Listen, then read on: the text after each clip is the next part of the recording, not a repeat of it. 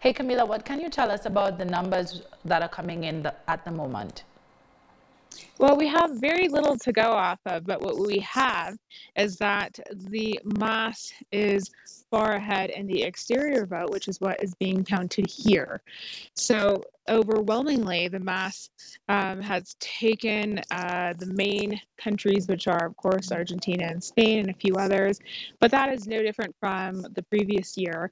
And in Argentina last year, the mass received 85% of the vote. So we're expecting similar numbers this year. I mean, I was following Evo Morales. He has been tweeting, but he's stopped for now. But he has been calling for a peaceful process. Have people continued to adhere to that request? I believe so far. I mean, I've been in here for the last couple of hours, but I haven't heard of anything too serious. Obviously, the longer people have to wait, the more, apprehensive everyone gets, and people might, start to take to streets and ask questions. But that hasn't happened so far. It's nothing like last year. I mean, I know that you mentioned that these votes that are being tallied at your location is from external countries, people, Bolivians who are outside, abroad, maybe even trapped abroad because of the COVID-19 pandemic. I mean, but do you think, set the tone for what we can expect to see when the official and final results are revealed? Well, we're going to see some exit polls now. So at 8 o'clock, which is right now, two of the major news networks will be broadcasting or publishing some of their private polls, exit polls, which will, show the data that they collected. And I guess we'll have to go off that with nothing else to go off of. But obviously, the vote that the mass campaign is expecting here in the country within Bolivia is between 45 and 55%. So it wouldn't be as high as the exterior vote, but they're definitely expecting really good numbers. The president of the Electoral Authority, he mentioned that even members of the public could go to different stations and witness counting of ballots. Has this been taking place at all?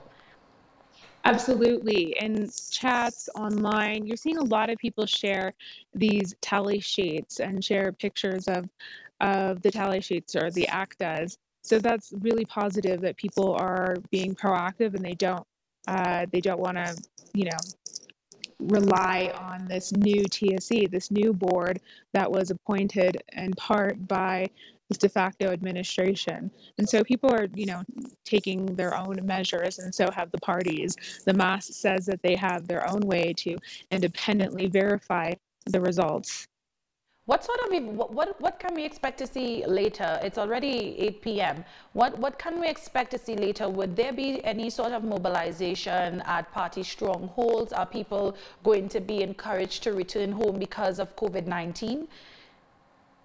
You're not allowed to be out on the streets. There's no mobility, no public transit, no teleférico today. There won't be, everything is completely closed. You're not really supposed to be outside unless you're voting. But there will be people, from the campaigns, the respective campaigns, gathering at their own headquarters and watching the results. I don't think we'll see too much more than that because we're not expecting to see a lot of the official final vote count tonight. Janine Áñez pulled out from the race because she wanted to try and have a mobilization of right-wing votes to try and prevent the votes from being sort of fragmented, but they still seem to have been. I mean, what are your thoughts on that? Sorry, could you repeat that, please? Janine Áñez, I was saying, she stepped down because she didn't want to cause any sort of a fraction for right-wing voters. But it seems, based on the results, the preliminary results that we are seeing, that there is some sort of fragmentation by right-wing candidates and right-wing voters and the like. What are your thoughts on that?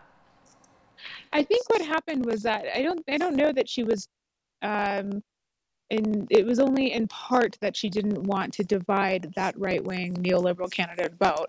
The other part was that she was actually on the decline while other candidates were picking up support in different areas. It was just an embarrassment. And also that she, there was a point not too long ago within the last 2 months where she was actively seeking ways to exit the country and seek asylum somewhere else, seek protection, because she knew that she would be out of government very soon. So she knows that her only at at the time that she decided to withdraw from the race, she knew that her only possible way of staying within the country and retaining any power at all with it would be within, an allyship with Carlos Mesa, who has, is more electorally viable. She, though, is still, when she recently, I think earlier, she would have addressed the public, and she seemed to have a very strong police and military presence around her. Do you think that that kind of represents the tension that is currently being experienced in Bolivia in any way? Yeah, absolutely. I mean, she's been really big with like the symbolism of having police and military all around her. Her interior minister is always publicly coming out and thanking the police and military. Today, just a bit ago, he came out and thanked the security forces for protecting Bolivia against the violent people. And he was, of course, referring to the leftists of the movement towards socialism. But nobody was violent today. There wasn't any real violence. There might have been some small areas of tension, but nothing that required security forces to really step in, although they have been reinforced all around the country, and they're not going to let that down as long as we don't have a result and there's no resolution here. I just before you would have spoken to Liz Rowley, president of Canada's Communist Party, and she raised some concern about the way people were intolerant to the fact that Evo Morales was the first indigenous leader in Latin America. I've read numerous reports where Bolivians on the ground would have said that, he instilled pride in being indigenous, and then of course concern that the coup against him was not just about capitalism and really plundering the resources that Bolivia has, but also because of racism. Your thoughts on that? Yeah, absolutely. I mean, Evo Morales has spoken in depth about the importance of the identity of Bolivians, the identity of indigenous people, about being proud of their heritage and of protecting their resources and their culture. That's something that no other candidate or no other party can offer. So absolutely, I think it's really great that that solidarity exists there in Canada, where the Communist Party has recognized kind of the strides that took place here over the 14 years, but especially the way in which the indigenous people of this country were enfranchised under the movement towards socialism, which was built by Evo himself. Do you think that his position as president, but not only just being president of a country that was impoverished, his performance in bringing up the gross domestic product of Bolivia, as well as reducing unemployment and tackling real issues that are affecting working class people, do you feel that that would have had any impact on indigenous people across other Latin American countries and even in Canada? Absolutely. I mean, one of the great things about the movement here is that it has such strong ties to other Latin American countries. David Choquehuanca has been the Secretary General of Alba Movimientos. He's had like really important diplomatic roles in other countries and has had a strong relationship with Venezuela and Cuba, and also social movements in other countries. So Bolivia has really taken a leadership role throughout the entire continent, and being in power for such a long time means that Bolivia was able to exert influence and build those relationships between mass movements in different countries. So can you remind our viewers as to when we can expect to see some results, given the last minute declaration that preliminary ones would not be announced? We are seeing official results right now, and that's what's on the website that you guys have up right now. But it's just going to be, quite slow. So we'll see something more substantial tomorrow.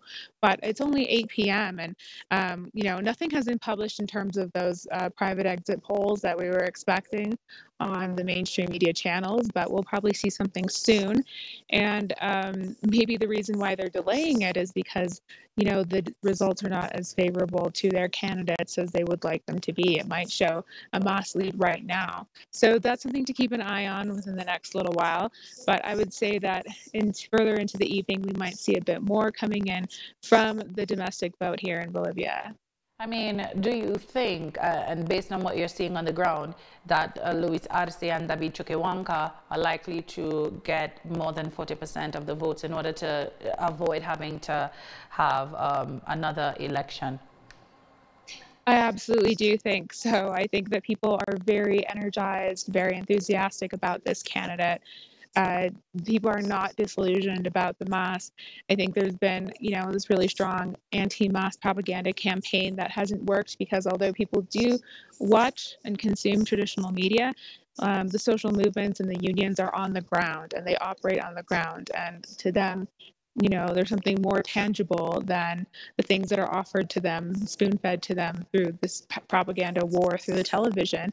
And I think that they speak to their neighbors, they see what's going on, they see how difficult things have gotten, even before COVID and since, and they know who they want to vote for. There was some data that said that there was a great number of people, 4 out of 10 Bolivians, before the election, just before the elections, that were not decided.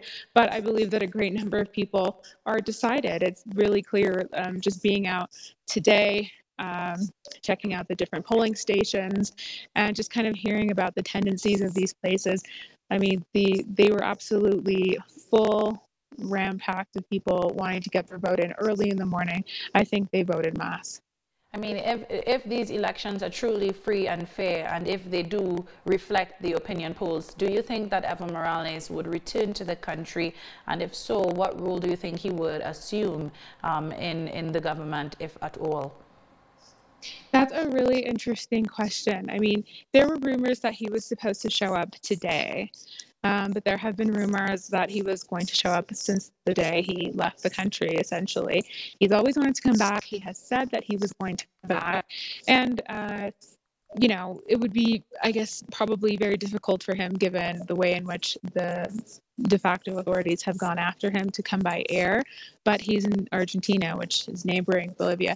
So he would be coming by car. That has been an ongoing rumor. And today, that was still swirling around. And of course, we saw his press conference from Buenos Aires. It's very far away from here. So we knew that he's definitely going to stay there. And obviously, he shared his message of peace and told everybody to not, fall for the provocation. So obviously, he just wanted to push that line and he wasn't preparing to show up here. Thanks so much, Camille.